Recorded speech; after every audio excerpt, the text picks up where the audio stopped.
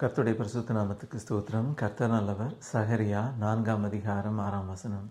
இயேசுவின் நாமம் மட்டுமே மகிமைப்படுவதாக.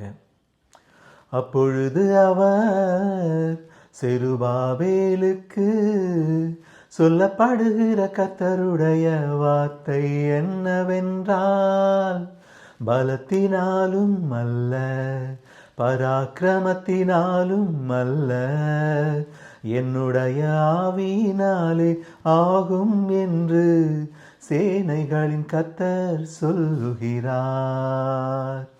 அப்பொழுது அவர் செருபாபேலுக்கு சொல்லப்படுகிற கர்த்தருடைய வார்த்தை என்னவென்றால், பலத்தினாலும் அல்ல, பராக்கிரமத்தினாலும் அல்ல, என்னுடைய ஆவியினாலே ஆகும் என்று சேனைகளின் கர்த்தர் சொல்லுகிறார். கர்த்தர் நல்லவர்.